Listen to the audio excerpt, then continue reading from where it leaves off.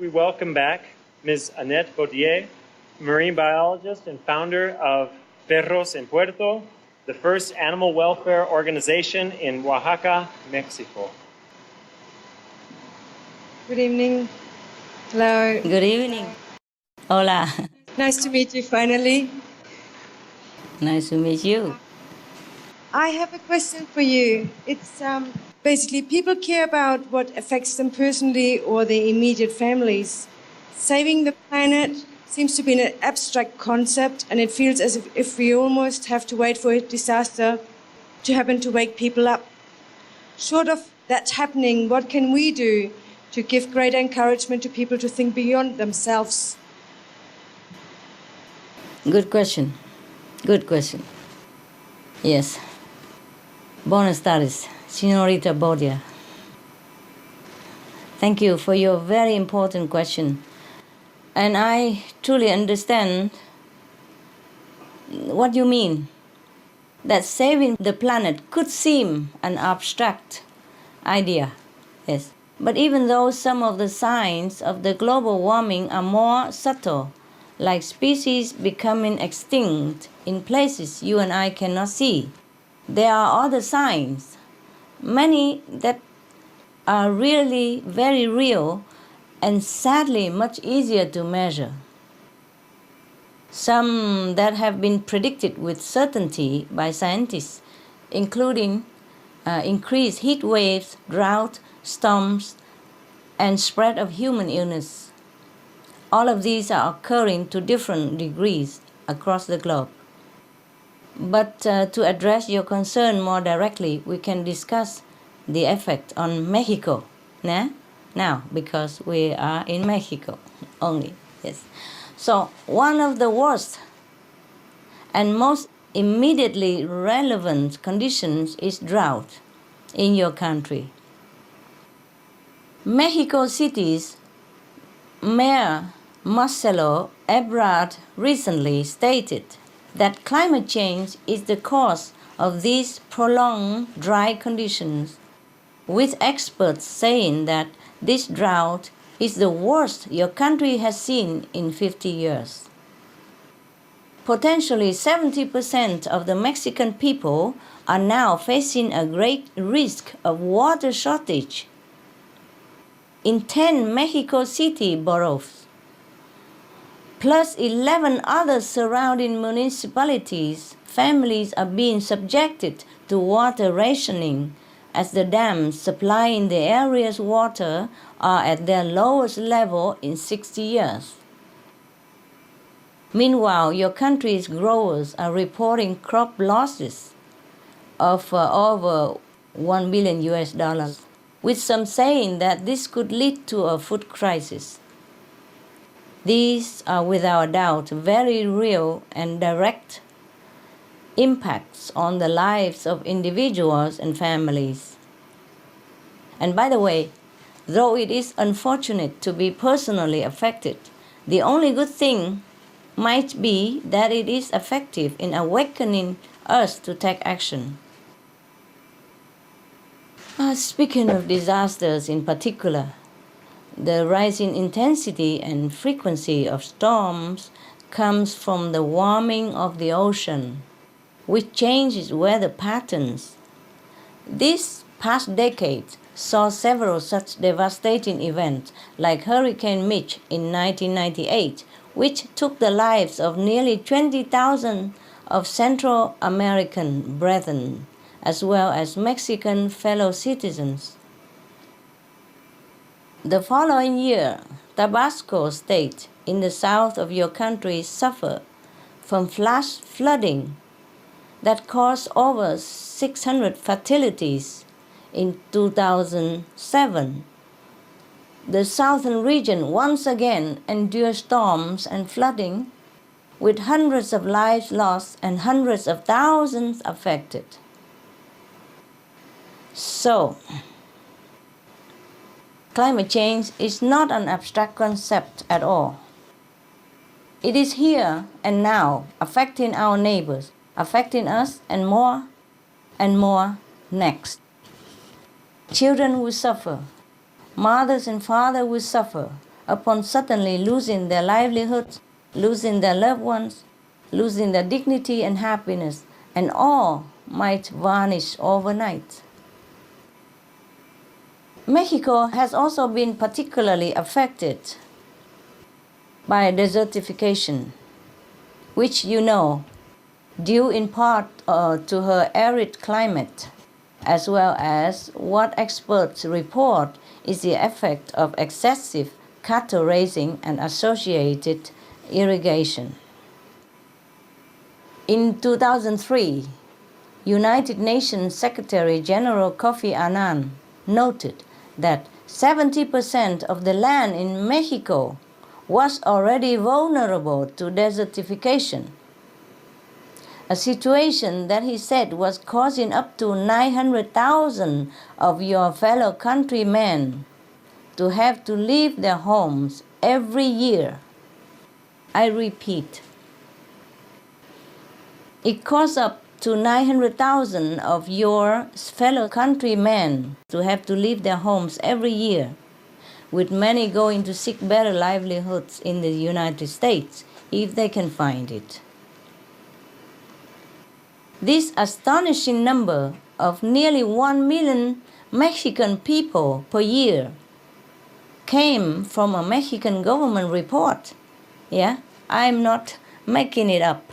It comes from your government report, which stated that soil conditions were too parched for citizens to support themselves and their families. Another study conducted last year found additional desertification, particularly in Oaxaca state. So it could really be said very regrettably that your people are among the many today who must cope with the real and harsh status of climate refugee. These are just a few examples of how climate change is already taking its toll on the Mexican people. It's real, madam. It's intensifying. It's not abstract. And please remember, the number one cause behind it all is animal agriculture. People has to be informed fast. Besides the adverse effects that livestock production has on the planet, the consumption of meat is also destructive to our health. We can nowadays look up on the internet and find all this information, easily available. If not, we have our website, www.suprememastertv.com. It's all free of charge, all the information we collect for people to inform themselves. We are talking about the health of individuals and their loved ones. Another personal way that lives are affected. Meat and dairy consumption are known to lead to obesity, heart disease, high blood pressure, strokes, cancer, and etc., etc. These diseases are also far more prevalent among meat eaters, leading to inevitable suffering and early death. Furthermore, the cruelty of the meat industry brings another type of disease, foodborne bacterial infection, due to the extremely filthy, unhygienic conditions of the meat processing plants. That the excrement of the animals is not clean and remains on the flesh through processing. This results in potentially deadly diseases such as by E. coli, Salmonella, and Campylobacter, as have been reported worldwide. And another health crisis that has been born through livestock is swine flu, as you know it, affecting countless of your citizens. This pandemic is having a relentless, lethal impact on worldwide citizens, with more infections, more hospitalizations, more lost loved ones. As many as 12,000 have died since April, according to official reports. And out of these, I'm sorry to say that Mexico has lost more than 450 people, the fifth highest fatalities in the world, and the trend continues. This is very sad, madam. Scientists have explained that the swine flu virus was bred and then mutated to a human transmissible form in livestock facilities. Their atrociously filthy, dark, cramped, damp conditions make them more like breeding farms for flu viruses, not a farm for animals. Sorry, it's very sad. Therefore, it is the livestock industry that causes pandemics and, as we already said, is the major cause of global warming. The more pig and poultry farms that exist, the higher their numbers and concentration, the sooner the arrival of the next deadly pandemic. And the next one might make the present swine flu seem like nothing in comparison. So there is no question that livestock production is breaking up our society, killing our people and the planet, and terrifying our families. How are we swallowing all this pain and grief? It's hard to fathom. So we can see, Señorita Boria, that the picture of our plight is not abstract at all, but it's our very, very life experiences at stake. Our health, livelihood, homes, education, even the peace with our neighbors can cave into conflict when things like water or land become scarce. These are already happening around us. However, the good news is that the way to end all this is truly even more real and quickly manifested than the problem itself, because each and every person can do something significant to stop global warming. And you know already what that is, right? Yeah. The vegan diet. And here I say vegan rather than vegetarian, because we also need to eliminate the eggs, dairy, and fish industry. These products are all part of the inhumane cruelty to the animals and the greenhouse gas production of the livestock industry that is destroying our planet. We can inform the people of all this. The government should inform people of all this, so that they can see that their lives and the lives of their loved ones are on the line due to climate change and livestock production. So even if they can only think for themselves and their loved ones, they still need to take fast preventive actions now to protect their children and families by turning to vegan diet. But you see, we are not just victims, we are also the rescuers and part of the solution. If we stop the meat eating, we stop the animal consumption. We must all be vegan. There's no other solution. I'm sorry. And the more people do so, the more it becomes like a popular trend. So in that way, it's also easier for people to think beyond themselves when they see the positive results of changing. You are welcome, like everyone else, to go to suprememastertv.com/SOS for more details, all free of charge and free of condition. All the information there is available for you and anyone to share. The main thing is switch away from meat, eggs, dairy, fish, meal by meal, day by day. And we will be living in a vegan paradise in no time. Thank you, Señorita Boria, and God bless your efforts and for you being a vegetarian. Thank you.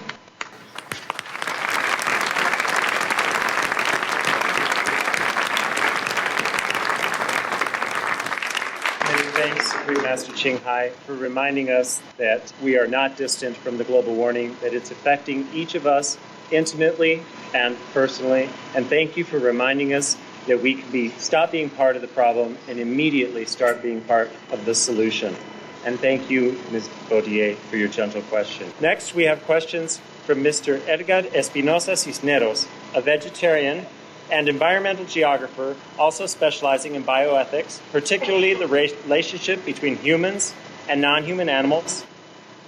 Hello, Master Ching Hai. Hello. It's a pleasure to meet you, even if it is via video conference. Pleasure is mine. Thank you. My first question is, how do you think that we can face up to the big corporate interests involved in the meat industry, which are usually against what you have said is true, and which also have a lot of resources for lobbying. And my second question is, in some cases, just spreading the message of the need to adopt a vegan diet is not enough to change people's dietary habits. So what do you think is the most effective way to reach out to people to become vegans, and why? Thank you. Good question. Buenas tardes, Señor Espinosa Cineros. It is true what you said. It's correct what you said. It's true that the big companies and lobbyists are powerful. But we are more powerful. We are more than them. We are more in number. It has been well hidden from our view the truth about the cruelty and damages of animal raising to our health and our planet. And the products that come out of the factories destroy our health in many ways, like type 2 diabetes, which, by the way, is the #1 cause of death in Mexico. Obesity, cancer, etc., etc.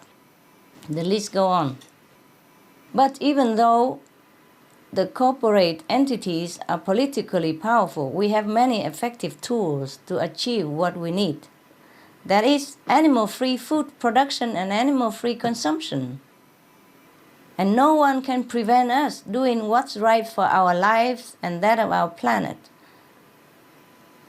We just stopped using, eating, buying animal products, then these corporations just disappear in no time.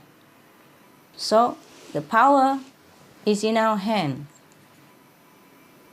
Some people might think that we should sue the livestock companies. A New York Times journalist once wrote that people should sue because there is scientific evidence that meat causes death.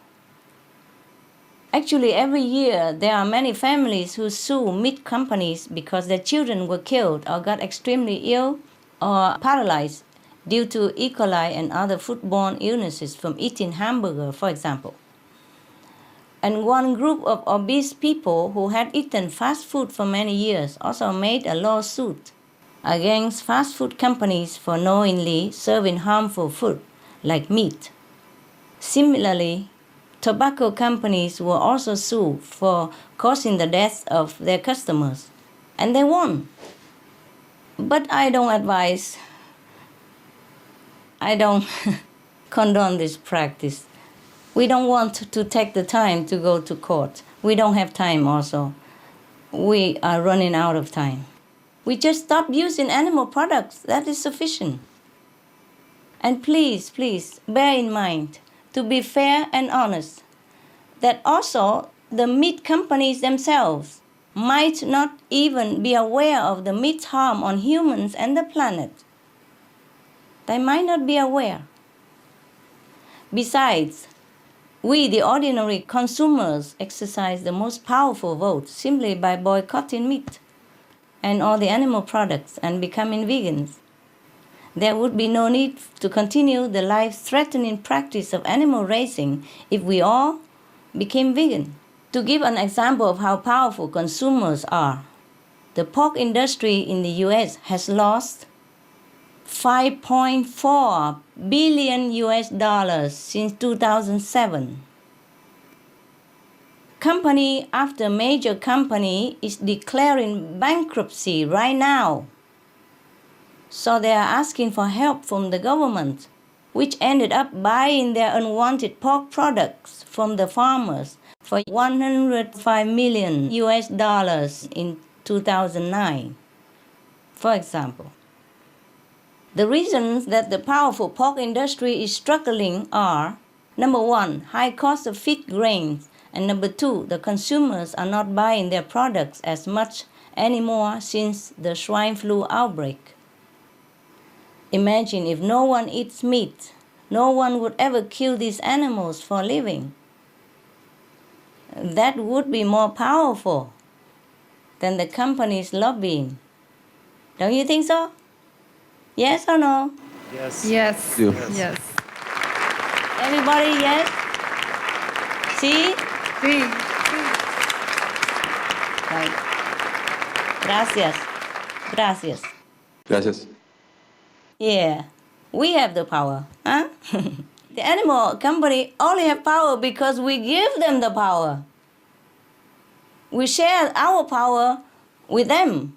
We buy their product, so they have the power. But if we stop buying it, they gone. See that? How powerful we can be. The ordinary people.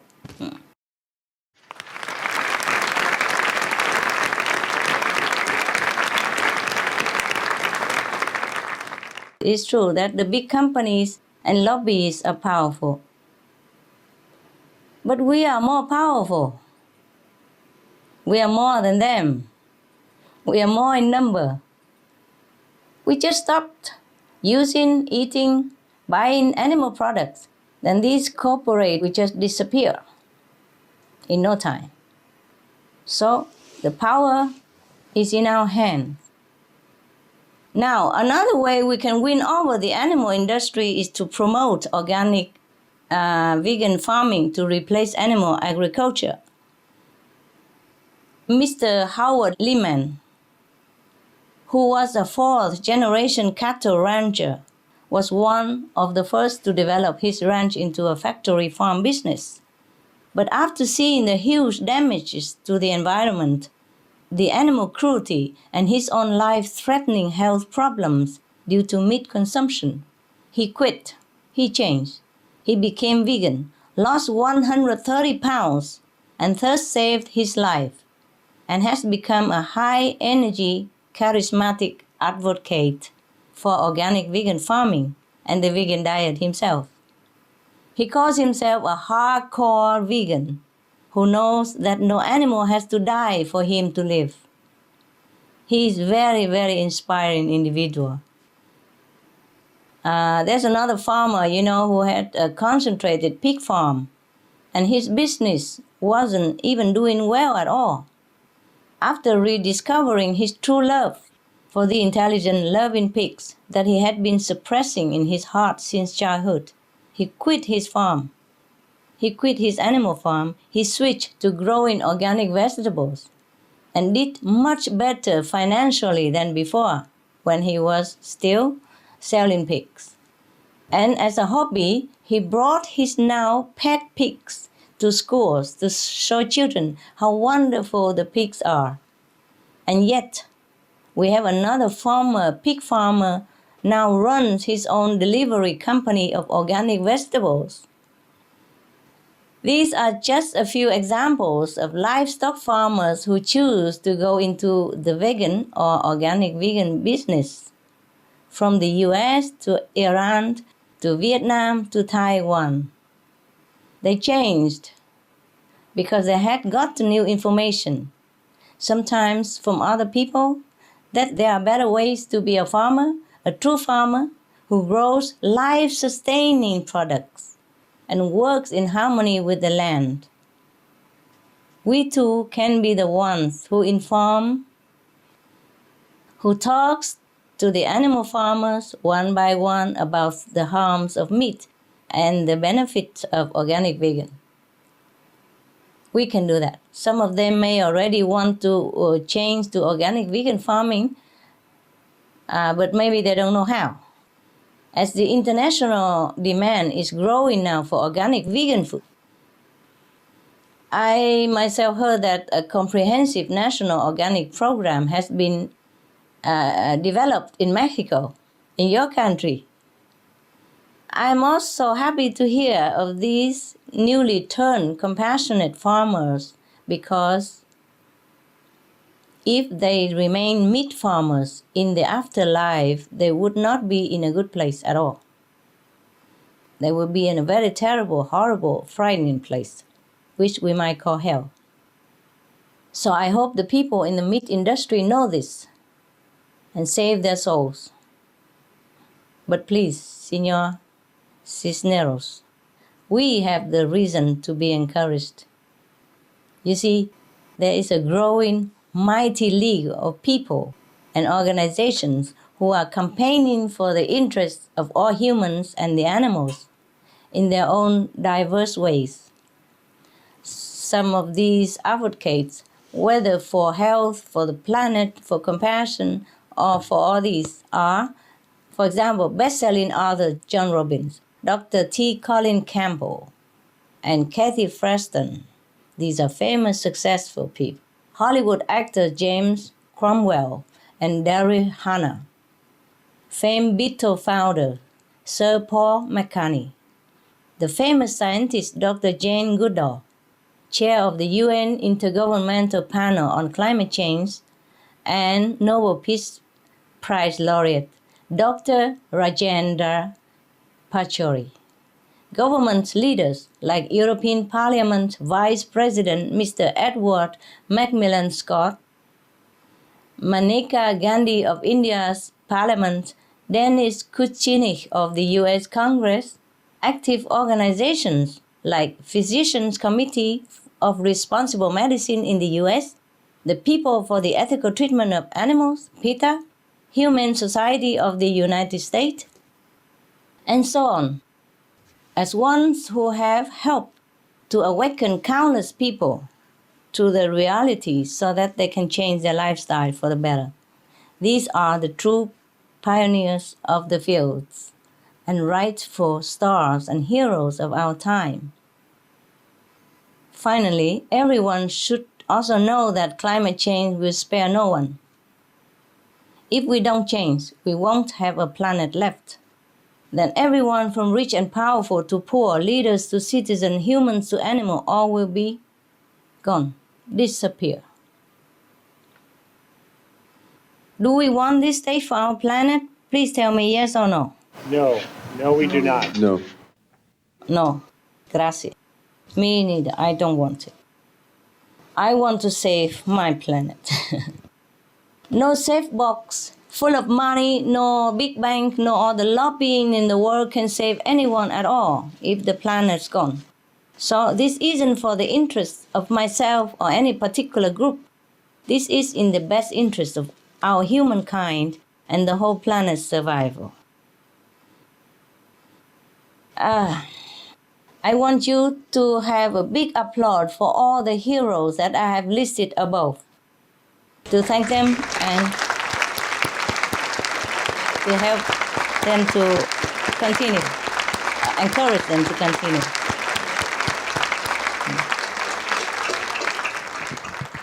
Now, your second question.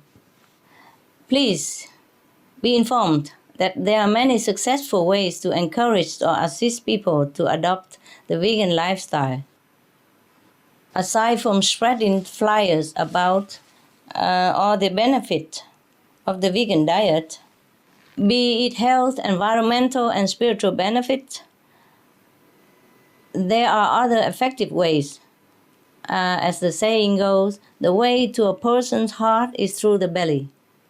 So many people nowadays are very interested in becoming vegetarian or vegan, but they don't know how, because they never cooked them before. But actually it's very simple. Replace the piece of meat with a piece of vegetarian protein. And it's the same, cook the same like before. But we can show them, you see, by teaching people how to cook vegan dishes, or open more vegan restaurants to make money for yourself and to help people adopt to the new diet and make it convenient for people to change. Since a long time ago, I have also encouraged our association members to offer veggie cooking classes to the public to show people that vegan dishes are superb in taste, excellent in nutrition, and satisfying to the stomach. And of course, it does wonders for our conscience. More recently, as time is really running out, I ask my people to go all out as much as possible to spread the benefits and the know-how of the vegan diet, like opening vegan restaurants. I also had the idea of a chain of vegan restaurants that would serve fast, tasty, nutritious vegan dishes called Loving Hood. And it did came to fruition. There are many of them now, more than 90 in many different countries. Loving Hood restaurants are opened from Taiwan to France to the United States to Australia. They open in busy places like shopping centers and main intersections. People can open vegan restaurants also. Everyone. And every time a new location opens, customers are also happy and say that if they could eat this kind of food every day, they would be vegan in no time, no problem. Families like it, parents like it, their children like it, and because it's healthy. Business people like it because it's tasty and convenient. Students love it because it's affordable and gives them energy, etc. They don't go for it necessarily because it's vegan, but because they really think it's just normal, great food. Or, as the customer, young and old, report, even better than meat. So by making vegan cuisine and products more accessible to people, it becomes a real alternative. We can open a vegan shop, vegan restaurant, etc. Yeah, and many of our association members also set up vegan product companies, vegan cafe, vegan trailers, vegan food carts, and I also suggest that they could sell simple vegan food daily or on the weekends, on the street or near schools to spread the trend, and these have had a lot of success. Even the small-scale enterprises were successful, meaning they simply cook a big batch of vegetable buns or sushi, for example, on the weekend and go out and sell them. And they sell more and more all the time. People love it, saying they can't believe it's meat-free, yet so delicious. So the more familiar and positive people feel about vegan food eating, the more easily they could switch to this lifestyle. We can help make it easy for others, introduce them to the veggie meat protein food alternatives, and tell them where they can buy it. We have all information on the internet, on our website also, www.suprememastertv.com. For example, at their local supermarket nowadays, there are many choices of all kinds of veggie beef, pork, shrimps, or tuna, soy milk, soy ice cream, vegan mayonnaise, even. Even tofu can be so flavorful and versatile if you know the right tips on how to cook it. So to help people transition to the vegan diet, I also made a short and easy program they can follow. It's called How to Veg for Starters, and it's very simple. 1. Veg before you shop, mean eating vegan food before you shop so you don't feel hungry when you're in the supermarket. 2. Go straight to the veg section of the supermarket. 3. Get veg recipes from internet or from friends or from a vegan organization. So many on the internet, you can never run out of it. You can also download free recipes and cooking shows, international cooking shows from suprememastertv.com/VEG. 4. Make supportive new veg friends. 5. Get info about veg benefits. 6. Spread the veg trend. 7. Feel like a saint. Isn't that a nice lifestyle? So, we make it a positive and fun new trend for people. Show them the great food, tell them all the countless and immediate benefit for their health and happiness and to save the planet for their children. And many of them will welcome this approach. Thank you, Mr. Cineros, for caring and doing your part as a vegetarian. God bless you. Thank you. And I wish you all the success in this endeavor to introduce veg to others. Thank you. You're welcome.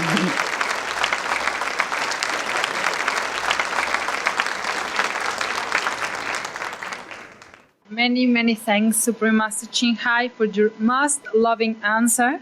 And thank you, Mr. Edgar Espinosa, for your insightful question. Next, we will read a question that has been forwarded from Peru by Mr. Pedro Alemant, vegan, musician, and animal activist. Mr. Alemant writes, People enjoy time with dogs and cats, and they always talk about respecting them. However, people eat other animals. What is your opinion about this? Hello, Senor Alemant. First, gracias por ser vegano.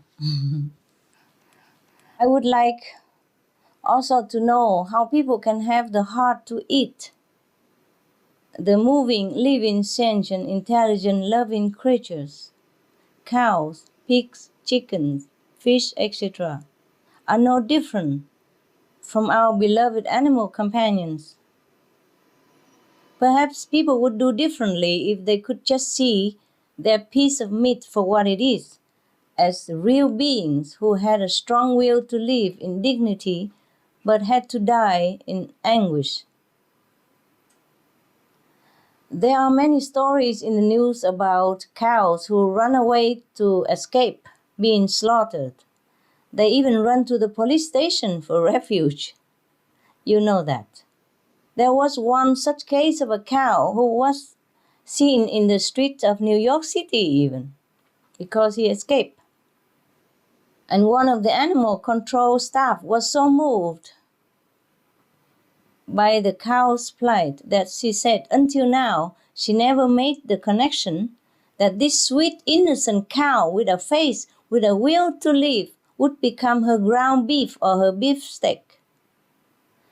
She said this realization hurt her heart, and she vowed that she and her family would be saving some more lives, like this cow's life. She became vegetarian on the spot. This cow was no different nor special compared to the rest of the thousands of her kind, murdered every day for meat. But just by seeing her as an individual, that she is a living, breathing, feeling creature, person's heart could change. So all it takes is a change in the way we see these animals, and for many of us, our compassion would awaken naturally. It's just that mostly all the farms, the animals, the suffering, the agony are hidden from our view. We only see the neatly packaged product that don't resemble who it originally was or where it has originally come from. If people can just understand other animals as being exactly the same as our dogs and cats and horses and birds, they will change. The so-called farm animals are same as our so-called pet animals, same in emotions, same in intelligence, or more even. Same in loving quality, same in attachment and loyalty, same in playfulness and love of life.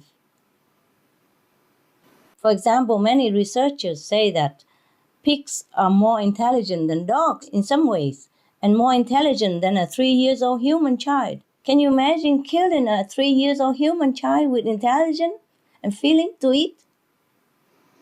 The pigs are more intelligent than a 3-year-old human child.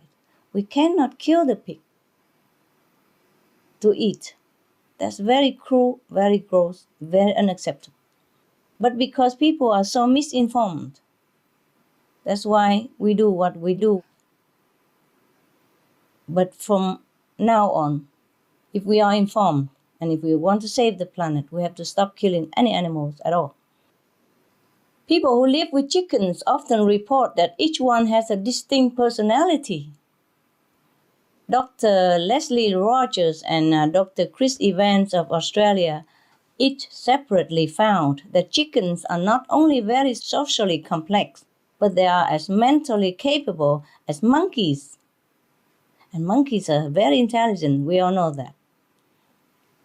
Both chickens and sheep can recognize and remember the faces of dozens of others of their kind just by seeing pictures of their faces. Even fish are incredibly intelligent and sensitive. Israeli scientists taught some fish to get food from listening to a particular sound, and after 5 months they still remember what they learned. Imagine? And this is not to talk about the tremendous invisible benefits these animals could bring to humans' lives and homes, even the fish.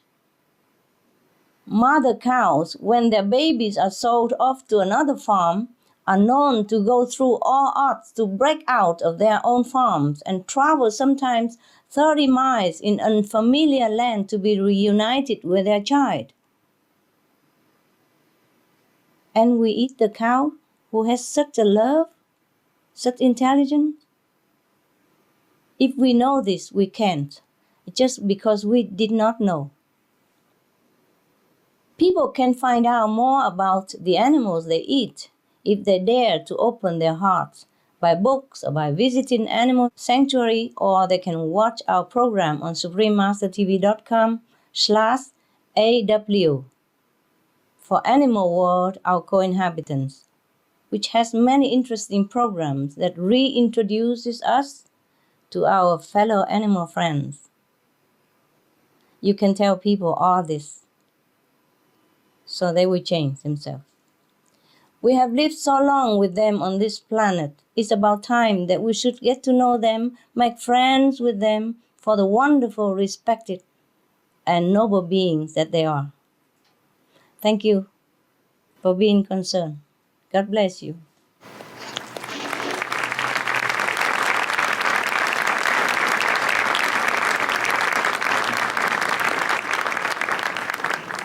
Thank you, Master, so much for your wonderful answer and full of love. And Mr. Pedro Alemán in Peru, we appreciate your caring question.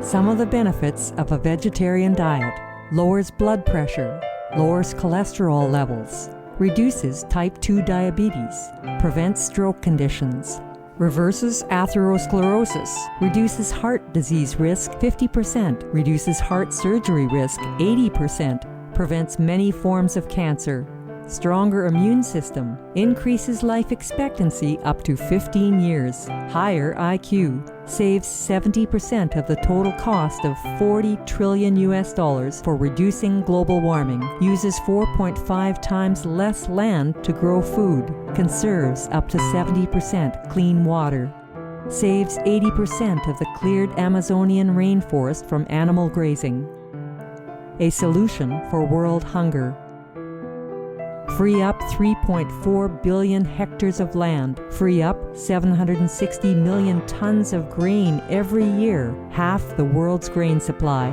consumes 1/3 fossil fuels of those used for meat production, reduces pollution from untreated animal waste, maintains cleaner air, saves 4.5 tons of emissions per U.S. household per year, stop 80% of global warming, plus more.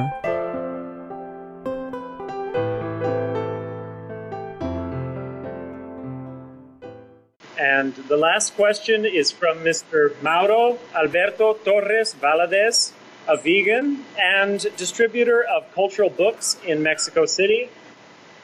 Buenas tardes, maestra. Buenas tardes. Muy honrado en saludarla. Maestra, cuando nos volvemos más y más espirituales y comprendemos que todos los seres son hijos de Dios, podemos comunicarnos con ellos. Algunas almas son lo suficientemente afortunadas para comunicarse con los animales y las plantas. Podemos también comunicarnos con las fuerzas de la naturaleza. Y si es así, ¿cómo podemos desarrollar esa habilidad de hablar con el agua, la tierra, el viento, el fuego, etcétera? También podemos hablar con los tornados y huracanes y poder detenerlos. Podemos también hablarles a las almas de los consumidores de carne en un nivel espiritual y pedirles que cambien. Sí, very interesting question, señor Torres Valares. ¿Cómo está, señor? Bien, maestra, muy honrado de saludarla. Muy bien. Good question. Buena pregunta? Yes. You are right, Señor.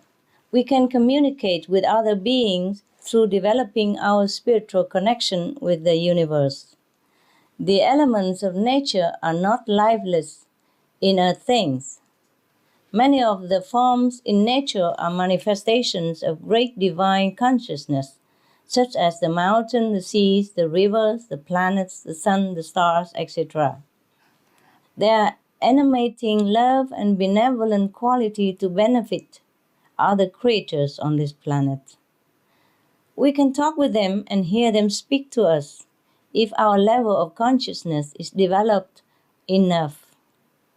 Actually, we are all connected with every being in the universe. So everything we do, say, and think affects the atmosphere and those around us. We already are talking through the vibration that we send out every day, the positive or negative energy that we emit. Because we are also made of vibrations and energy. A very simple example is that we know our mind affects our body's health. If we think too many negative thoughts or have an angry or worrying attitude, we get headaches, high blood pressure, sometimes pain in the neck, we say, yes, and ulcers in the stomach. Now, some scientists have discovered that our mind can also influence others' physical health as well. Imagine that. So, for example, there are many studies on hospital patients with heart disease, on AIDS, etc. Some people were asked to pray for a group of these hospital patients without the patient knowing. And researchers call it healing intentions. And the health of the patients who were prayed for improved much more than the group of patients who were not prayed for. All the studies found this effect also on plants and biochemicals in test tubes. They physically responded differently to people's thoughts. That's why the Buddhist teachings say to keep pure thought, speech, and actions. That's why Jesus Christ said, "Do not judge, so that you may not be judged. Do unto others as you would have others do unto you." Because our intention alone provokes a reaction. As you suggested, it would be nice to talk to the souls of meat eaters and ask them to change. However, as pure as the human soul is, it has been covered by too much dust, that is, our habits and misinformation that we collected over our lifetime, or over many lifetimes actually, if we can see back to the past lives. In fact, under some special circumstances or hypnotism, people can see their past lives as well and prove it. On top of that, we eat meat, a heavy, violent, suffering-filled substance that has blocked our ability to communicate with each other telepathically, with each other even, from human to human.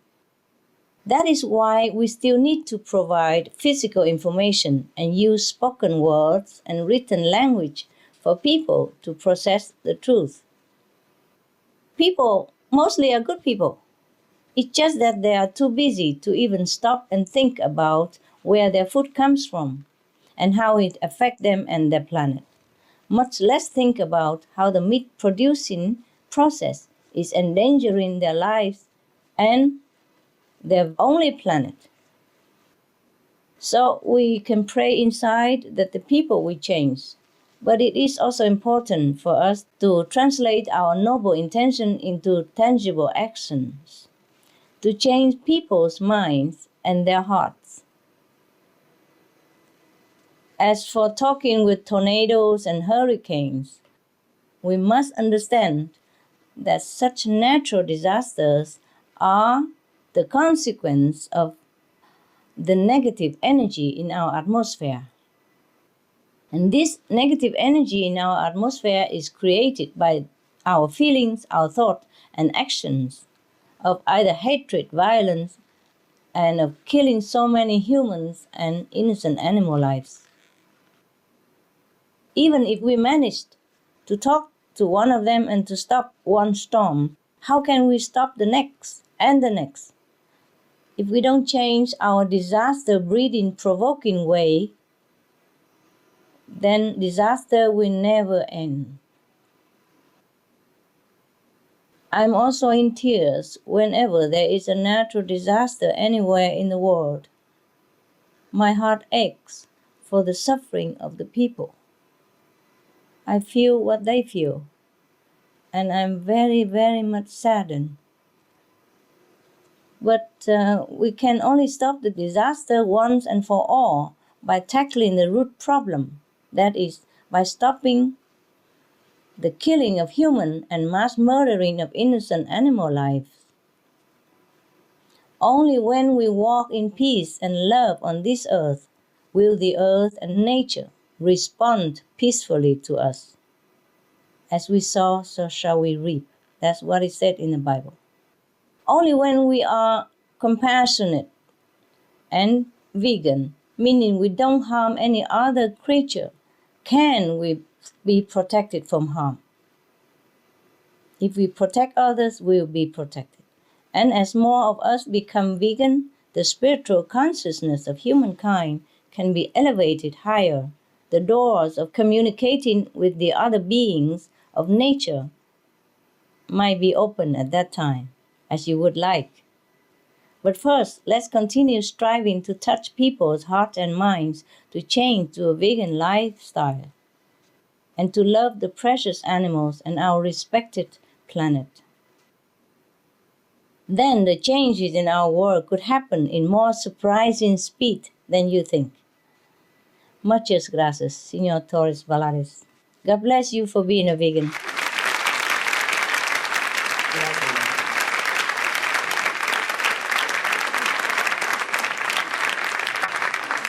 Thank you so much, Supreme Master Ching Hai, for your profound answer. And thank you, Mr. Alberto Torres, for your thought-provoking question. I'd like to thank you, our distinguished speakers and guests, for your very important questions concerning this urgent issue. Our most profound appreciation, Supreme Master Ching Hai, for your illuminating responses during the question and answer period. Everyone's collaboration is so important in this urgent time. Right. We can reverse global warming and save the planet by adopting a vegan diet. We pray that every heart and every soul on this planet awakens to Earthlings' collective, noble mission. And together, we can move forward into a glorious and bright future. So be that.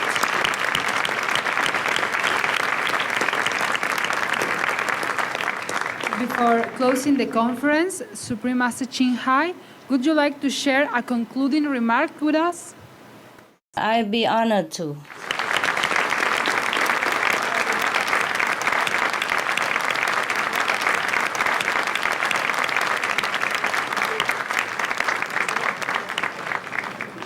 I love your audience, such a patient, peaceful people in such a hot congregation and still sitting patiently, interesting because they love their children, they love their planet.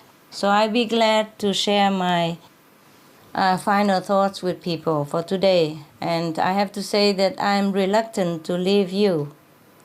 Such beautiful audience and wonderful people. Señoras y señores, ladies and gentlemen, I thank you once again for the opportunity to be with you today. My appreciation goes to all the respective government officials, esteemed speakers, the good media, and distinguished guests. A special thanks as well to the conference organizers. They must have been working very hard for many weeks. As the December summit on climate change in Copenhagen quickly approaches, many of the world's citizens are praying for action. Please pray with us, more fervently than ever before, so that the leaders of the world will choose the correct action, including and foremost the vegan lifestyle to save our planet. And I have seen that your country's president His Excellency Philip Calderon, and honorable magistrates, the mayors of different cities, representing the dedicated governments of Mexico, are striving to receive the best information for the wisest actions. I laud these heartening signs and wish that the time today can serve as another step in your confident strides forward to do what is right for your country and the world. The most important is to please choose to be vegan. The vegan diet is not an option anymore. It is a must. It is an obligation if we want to save our only planet. Vegan is also not a lower priority or even a secondary priority task. It is the first task. That is, if we want to save our children. And we cannot do it. I promise you, as one so honored to have your trust, that vegan first, then all else will have time to develop. Like time and protection, these we will have. We will have more incredible inventions to beautify and upgrade our planet in the future if we all became vegan and save our planet. Because the compassionate energy will generate much more incredible miracles and intelligence than we could imagine. And if you believe in miracles, we will also definitely have the miracle of a compassionate, heavenly-like vegan world. Tell me that we can do it. Tell me that we can be vegan. We can do it. Yes? We See? can do it. Yes. Sí. Sí. Sí, gracias.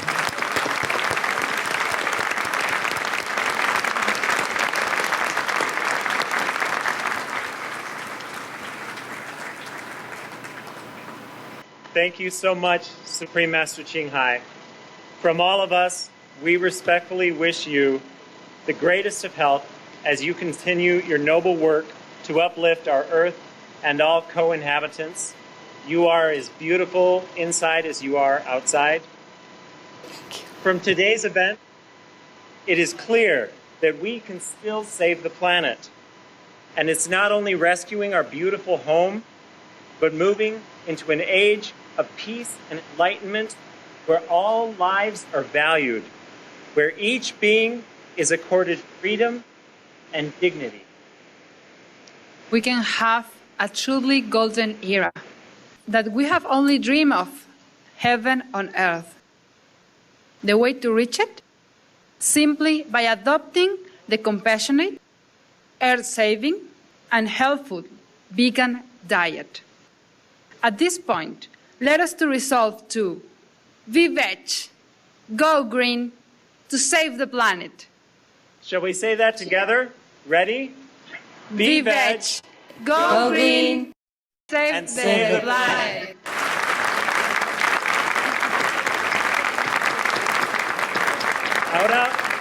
Ahora vamos a decir esto en español. Sé vegano, sé ecológico, salva el planeta. Otra vez. Sé vegano, sé ecológico, salva el planeta. Muchas gracias.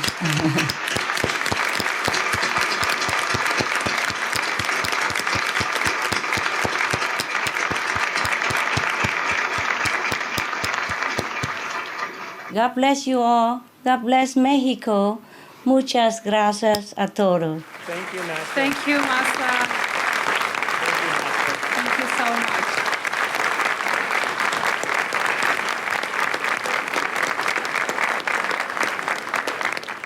We extend our most sincere gratitude to the Honorable Mr. Alonso Dominguez Ferraez, the city of Orizaba, and the state of Veracruz for co-hosting this meaningful conference.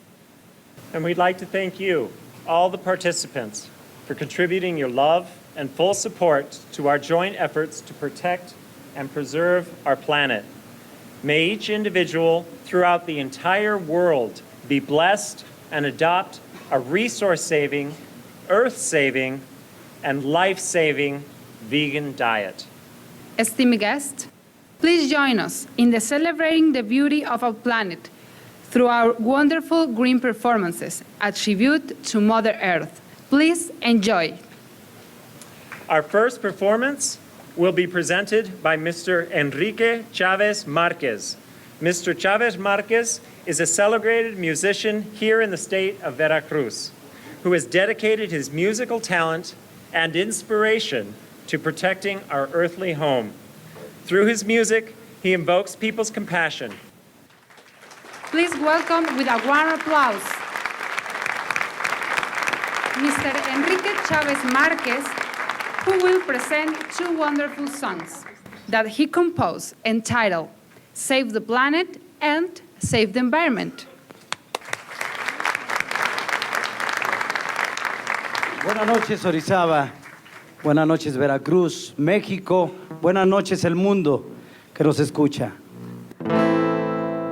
Quiero decirle a mi gente, cuidemos el medio ambiente, no seamos tan inconscientes en nuestra forma de actuar.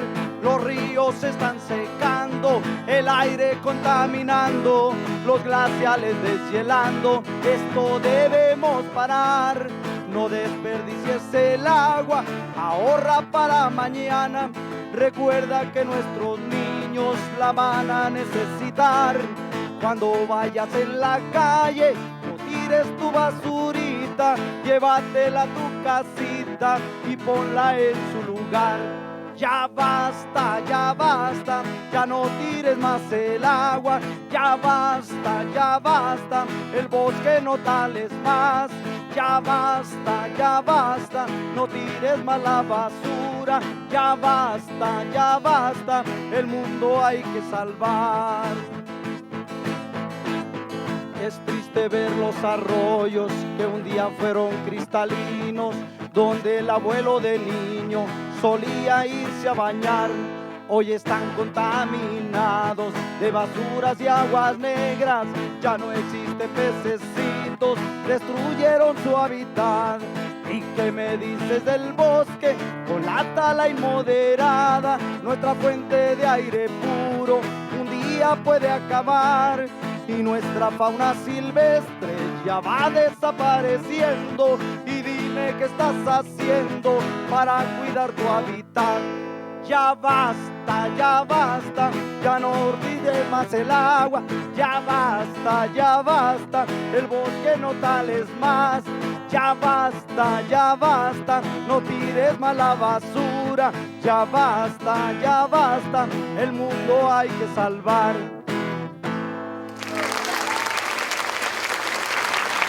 Gracias. That was very heartwarming. Thank you for that song. It's beautiful. Gracias.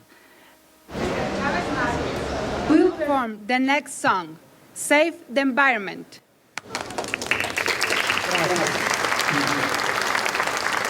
Maestra Shanghai, esta canción fue inspirada en sus palabras, en esa forma de ver la vida y de ver este problema del mundo. El planeta se está muriendo y dime qué estás haciendo para poderlo salvar. Vuélvete vegetariano, ecológico y humano, hazlo por la humanidad. Si te vuelves generoso, comprensivo y piadoso, sé que podemos cambiar a este planeta nuestro que se encuentra muy enfermo. Lo tenemos que aliviar, que se escuche en la radio, que se lea en la prensa. Este canto SOS es para nuestro planeta. Que escuchen los africanos, que escuchen los australianos, asiáticos y europeos, también los americanos. Vuélvete vegetariano, ecológico y humano. Vuélvete vegetariano, hazlo por la humanidad.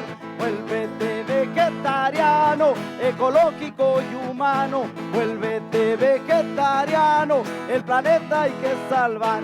Vuélvete vegetariano, ecológico y humano. Vuélvete vegetariano, hazlo por la humanidad. Vuélvete vegetariano, ecológico y humano. Vuélvete vegetariano, el planeta hay que salvar. SOS, SOS, el planeta hay que salvar. SOS, SOS, el planeta hay que salvar. SOS, SOS, el planeta hay que salvar. Gracias.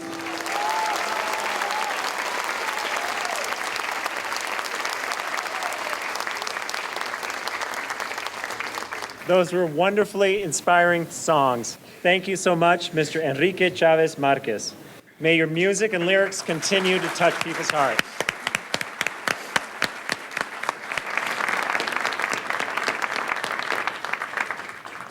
Now, for the second part of our concert, the dance group Olin Kiahuatl, meaning movement of the rain, in Nahuatl, will perform the pre-Hispanic Danza de los Concheros.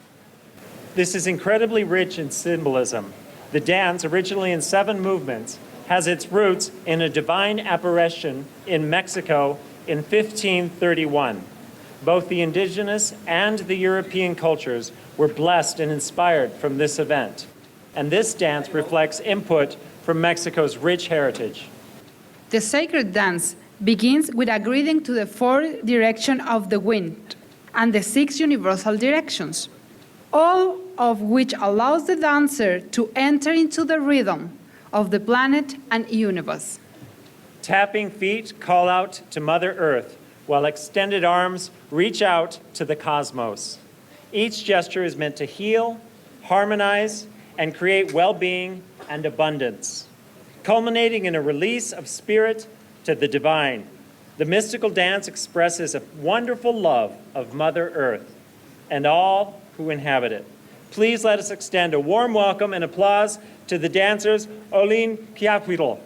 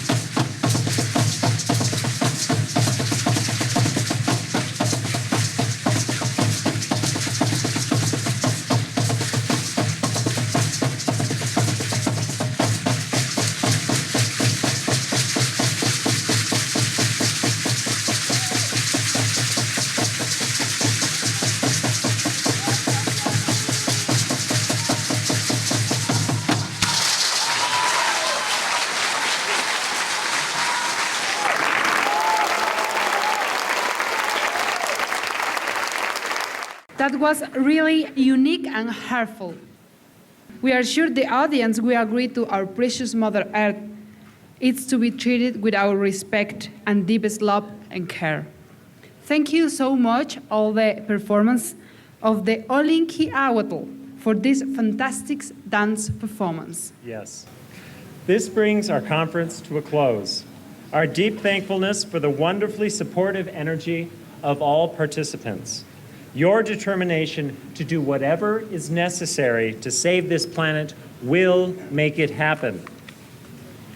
To our global audience, your openness to hear the facts and come to your own conclusion how we can rescue our beloved planet. It's the green race against the time. It's much appreciated.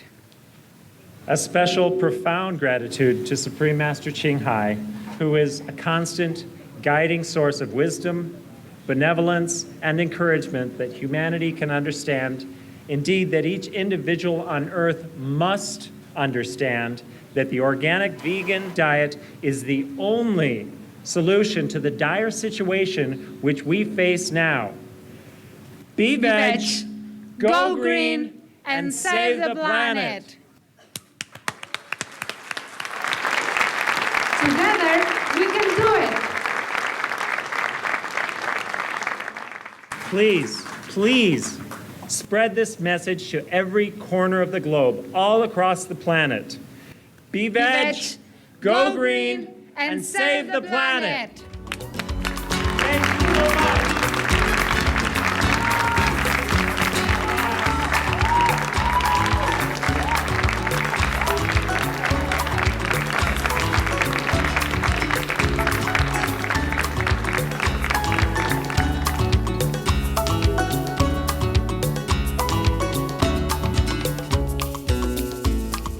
Me siento muy satisfecho, muy encantado de haber participado en esta conferencia en este estado de Veracruz, en Orizaba precisamente. La canción que interpreté, Salvemos al Planeta, pues fue precisamente inspirada en las palabras de la maestra Ching Hai, y sus palabras las transmití en esa canción. Creo que es su pensamiento de ella.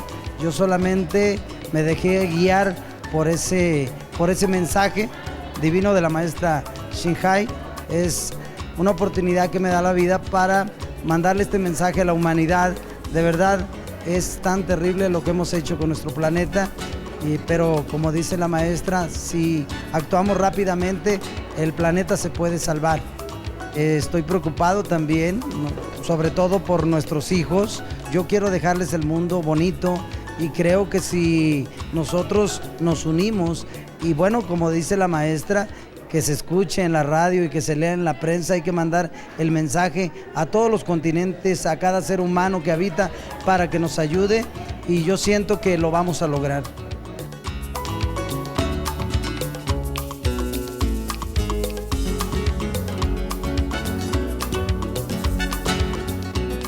¿Qué le ha parecido la conferencia? Excelente, la verdad deberíamos de hacer conciencia para todos, y es muy importante hacer conciencia igual para los alumnos, hacerles conciencia a la gente, a tu familia, a tus seres queridos. Y si empezamos por nuestros alumnos, esto los llevarán el mensaje a su casa, llamarán el mensaje a todo mundo, pues podríamos decir a todos los rincones que se pueda, ¿no? ¿Qué opina de cambiar su alimentación a una dieta vegetariana? Excelente, no me gusta la carne.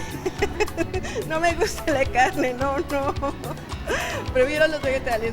Que es una excelente persona, que es una persona que ha tomado conciencia de todo esto, y que gracias a ella tomemos conciencia a todos los seres humanos. Más que nada, que Dios le bendiga en donde quiera que se encuentre, y que el mensaje que lleve lo lleve de todo corazón a todos los seres. Sea usted ecologista, sea vegetariano, y salva al país.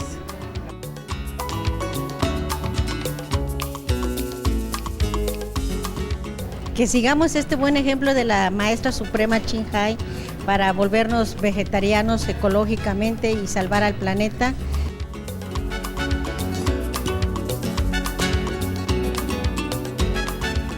Es ya la tercera vez que tengo la oportunidad de estar presente. Ya lo estuve el 5 o 6 de marzo, y en un evento que tuvimos en Veracruz, que me tocó coordinar, que fue la Expo Ambiente 2009. Y bueno, la verdad es que inmediatamente podemos sentir el gran espíritu y la gran preocupación de la maestra清海por cuidar y proteger el medio ambiente. Sus palabras nos contagian, nos motivan y nos transmiten una paz que nos permite pues tener la conciencia de tomar decisiones positivas en favor del medio ambiente, ¿no? Esto es un problema que cada uno de los más de 6,000 millones de habitantes que estamos en este planeta pues tenemos que tomar como propio, convertirnos en agentes de cambio e inmediatamente tratar de modificar nuestros hábitos de vida para poder impactar de manera positiva y sobre todo pensando en las generaciones futuras. Fue un gusto enorme haberla escuchado. Es la tercera vez que me toca ya y la verdad es que me quedo impregnado de conocimientos, de paz, de humanidad y sobre todo concientizado. Entonces pues agradecerle mucho por ese mensaje, por esa responsabilidad tan impresionante que se ha echado encima de una manera propia de andar por el mundo con ese mensaje trascendente. Tarde o temprano vamos a poder modificar esos hábitos todos y vamos a tener un impacto más positivo en este planeta. Que es una conferencia que me ha movido mucho, tantas cosas que desconocemos, tantas cosas con respecto a nuestra tierra, pues al lugar donde vivimos, que hacemos tantas cosas en la vida diaria afectándola a la madre tierra, que yo siento que como seres humanos pues cobramos un poco de conciencia al escuchar toda esta información tan importante que nos han otorgado, que yo siento que es algo muy preciado y que no nada más debe quedar en nosotros por este momento, sino poderla transmitir, poder invitar a la gente a que participe en este programa tan importante que ustedes llevan a cabo en todo el mundo. Transmitimos información a través de preservar los recursos ecológicos, de evitar la tala, pero algo muy importante que debemos concientizar, yo creo que es el evitar el consumo de carne. Debemos hacer algo por salvar al planeta. Maestra, yo quisiera decirle que la labor que usted hace es una labor increíble, es una labor muy grande, que de veras que Dios le dé fuerza para seguir adelante y que ojalá podamos salvar a nuestro planeta. Sé ecológico, sé vegetariano, salva nuestro planeta. Después de escuchar esta interesante conferencia, nos abre un panorama muy especial para los que son emprendedores y microempresarios. Hay que regresar a tomar de la tierra lo que tenemos la oportunidad de nutrirnos interesantemente, pero también con una mentalidad de ver un futuro más próximo. Va a ser una enorme oportunidad para ayudarnos nosotros también a ese cambio, al cambio que es necesario y sobre todo a mejorar en salud, a mejorar mentalmente, a ver una vida más próspera y llevarle ese mensaje a nuestros hijos. El deseo, maestra, nuestro cariño, nuestro agradecimiento y a ustedes por esta noble labor y el cambio. Y vamos hacia ese cambio y salvemos el planeta. El mensaje me parece muy importante para todos a nivel mundial. Es un mensaje muy claro tanto para adultos como para jóvenes. Es una conferencia muy didáctica, muy instructiva para salvar al planeta, sobre todo para volvernos más sanos en cuerpo y en mente. ¿Estarías dispuesta a cambiar a una dieta vegetariana? Ese es mi propósito, de ser vegetariana, de ser ecológica y de salvar al planeta. Para todo el planeta lo que nos convendría ya es ser vegetarianos, dejar que los animales vivan libremente y nosotros comer lo que Dios nos da, la naturaleza, los vegetales, la ecología, cuidar más el agua, el medio ambiente y cuidar nuestro planeta.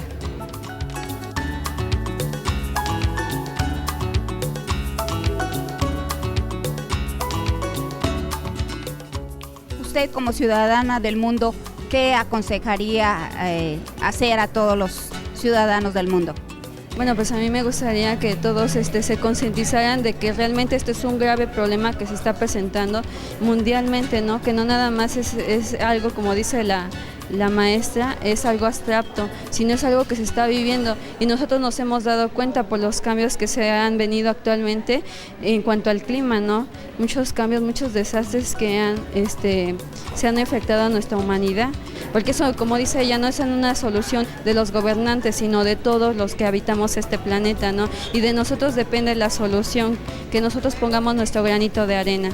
Sé vegetariano, sé ecológico, salva al planeta.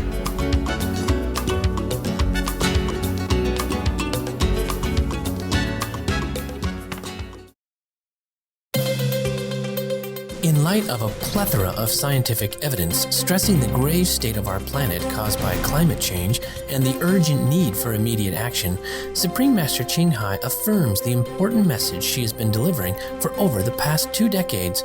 We must be vegetarian, meaning an animal-free diet, and we must practice sustainable living. If you can tell people to be vegetarian, that's the best thing you can do for them and for the planet.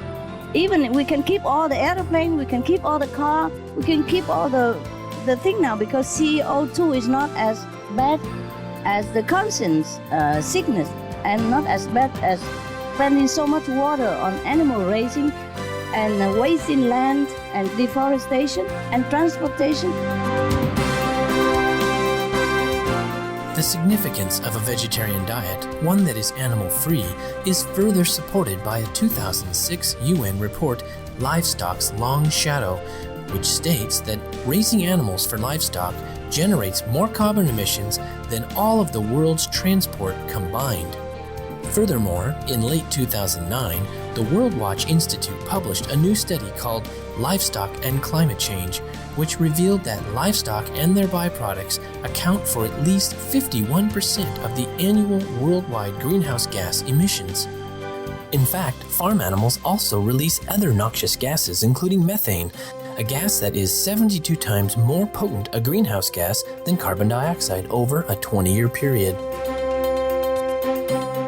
After over 20 years of sharing her knowledge on how to live a balanced life while pursuing a spiritual path, Supreme Master Ching Hai continues to dedicate her time and effort to uplift and enhance the life of all beings. Motivated by her unconditional love and overflowing compassion for our planet and its co-inhabitants, humans and animals alike, Supreme Master Ching Hai selflessly accepts invitations to share her insights and wisdom on the topic of global warming and climate change, such as at gatherings with our association members, symposiums, interviews, video messages, or via live video conferences and the like.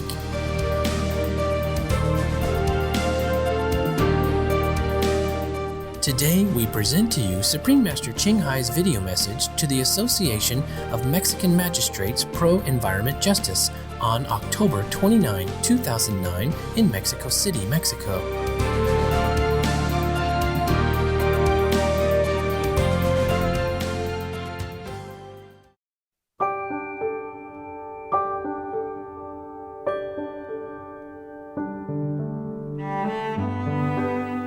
Greetings, honorable magistrates, esteemed judges, respected assistants, noble ladies and gentlemen.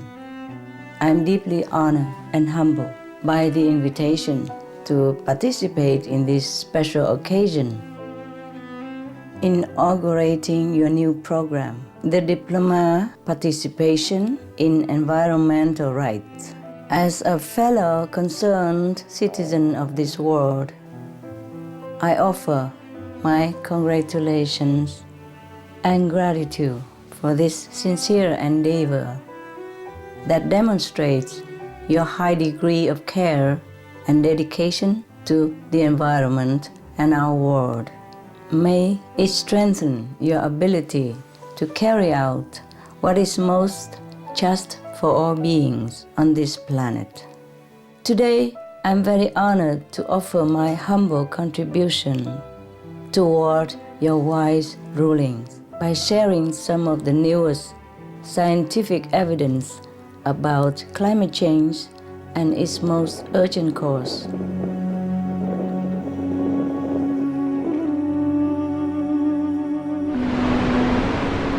A. Climate effects and threats. We have signs of imminent crisis are evident in all corners of the world.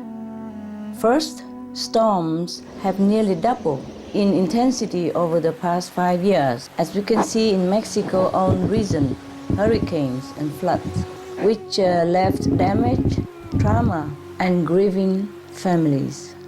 Meanwhile, sea levels are rising, and at a faster pace, with at least 18 island nations that have completely disappeared and many more coastal areas continually threatened. Once towering glaciers are receding so fast that over 2 billion people are already short of water and food. Many more suffer shortage as tens of thousands of rivers and waters are gone or drying. Mexico herself is currently undergoing the worst drought in nearly 70 years, with 300,000 fellow human beings now dying each year due to climate change. More than 20 million have been displaced as climate refugees. Scientists also worry about the billions of tons of methane sitting beneath the now melting Arctic permafrost and the ever-warming oceans. Just a fraction released from either one could trigger mass extinctions.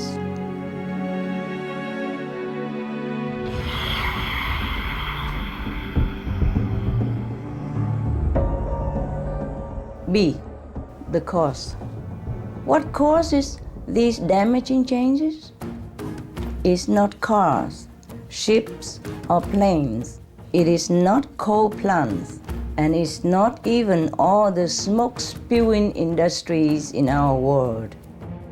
The number one cause of global warming is livestock. Recent research tells us that livestock raising is responsible for more than 50% of the world's greenhouse gas emissions. Livestock is the single largest source of human-generated methane, a greenhouse gas that traps at least 72 times more heat than CO2, as measured over a 20-year period. The good news about this heat-trapping methane is this gas is also more short-lived than CO2 and disappears very quickly by comparison. CO2, carbon dioxide, stays in the atmosphere for thousands of years, while the lifetime of methane in the atmosphere is only about 12 years. In other words, methane does much more damage in the short run, but if we stop it, we will be able to reverse the trend of global warming very fast.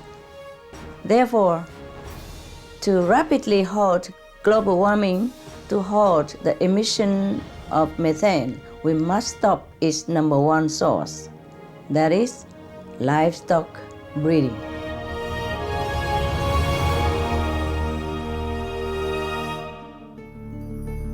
C. Livestock. Now we talk about livestock. Livestock raising is responsible for countless adverse environmental effects, each of which further aggravates global warming.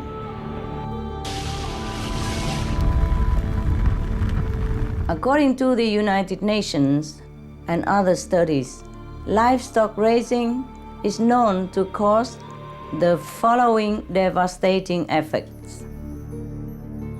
1. Deforestation. Livestock raising is the single largest human use of land and the main reason for deforestation. Since the 1970s, livestock production has been responsible for 90% of the Amazon deforestation to clear land for pasture and grow animal feed crop. A rainforest area the size of a football field is destroyed every second to produce just 250 hamburgers. Scientists warn that if we continue on this damaging path, the Earth's forest will soon stop absorbing greenhouse gases and instead will start to release huge quantities of carbon dioxide, CO2. Moreover, deforestation for livestock activities also produces black carbon. Black carbon is a greenhouse particle that is 680 times as heat-trapping as CO2 and causes the ice sheets and glaciers around the world to melt even faster. Up to 40% of black carbon emissions come from burning forest for livestock. 2. Soil erosion and desertification. Over 50% of the world's soil erosion is caused by livestock, which along with deforestation leads to desertification. 3. Biodiversity loss. Livestock is the leading cause of animal and plant extinction due to land degradation and other habitat-destroying effects. The livestock industry is killing off our beautiful wildlife, including Mexico's own. 4. Deadly pollution. Of all sectors, the meat industry is the biggest source of water pollution. Excessive and unregulated animal waste, chemical fertilizers, pesticides, antibiotics, and other livestock-related contaminants choke our waterways and create oceanic dead zones, such as the massive one in the Gulf of Mexico. 5. Disease. Over 65% of human infectious disease is known to be transmitted from animals. The filthy and inhumane conditions of factory farming harbor lethal bacteria and viruses such as avian and swine flu, which we all know is a pandemic continuing its global deadly toll. 6. Food waste. Livestock uses up 12 times the amount of grain as the same amount of vegetable protein. About 730 million tons of the world's grain harvest are used to produce animal protein. This could feed all the hungry people, numbering 1 billion in the world and many times over.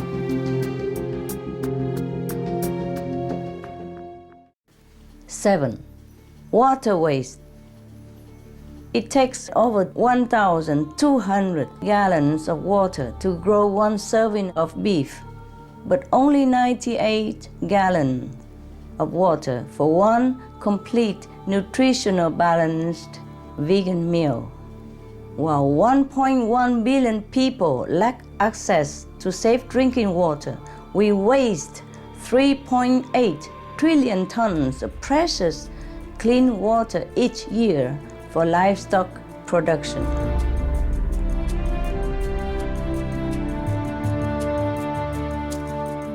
8.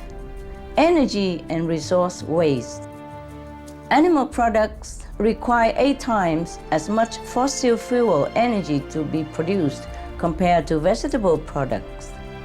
A study found that meat and dairy production in Mexico use the most agricultural supplies and resources in the country, and this is reflected elsewhere around the world as well.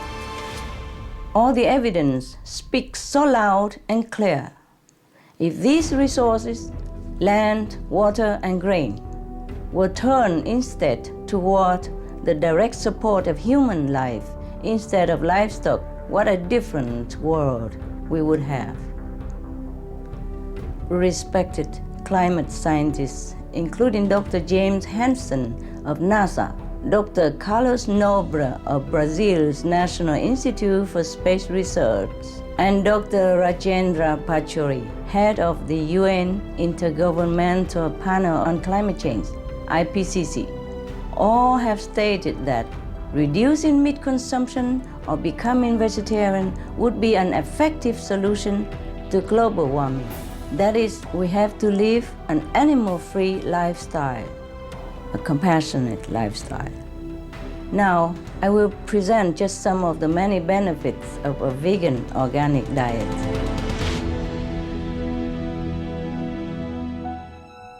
D. We have veg benefits. First, the land for grazing and feed growing could become forests that help reduce global warming. In addition, if all tillable land were turned into organic vegetable farmland, not only would people be fully fed, but up to 40% of all the greenhouse gases in the atmosphere could be absorbed. This is in addition to the elimination of over 50% of emissions caused by livestock raising. Therefore, in sum, we eliminate most of the human-made greenhouse gases by simply adopting the animal-free, the vegan organic lifestyle. This also leads to considerable financial saving for world governments. It has been calculated that by shifting to a vegan diet, the world's governments would save $32 trillion by 2050, or a full 80% of total climate mitigation costs. Finally, of course, there are the excellent health benefits of the vegan diet, which has been shown to prevent cancer significantly. It prevents and reverses heart disease and diabetes. It boosts the immune system, extends longevity, and preserves the health, intelligence, and calmness of the adults and children alike.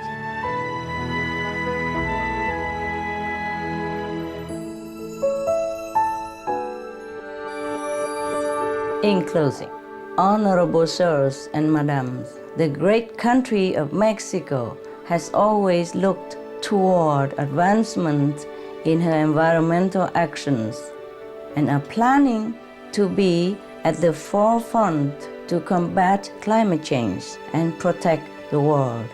The Mexican Constitution even states that all persons have the right to an environment appropriate for their development and well-being. Bravo. At this most urgent time for the planet, I beseech your honorable graces to please help your country and our world spare lives from the impending global warming calamity. If you don't, there will be too massive a catastrophe, too immense a suffering upon people, families, the children, that our conscience might never be able to bear it. I can only honor you with the truth when I say that we must become vegan to save our planet. We cannot wait for the sustainable energy and green technology to be available and used by everyone. It would be too late. I call upon the courage of all council present with the authority and power vested in you. May you lead your co-citizens toward the noble, virtuous, life-saving, and planet-sustaining path. Thank you for your attention. God bless you all. God bless us all. God bless Mexico. Muchas gracias.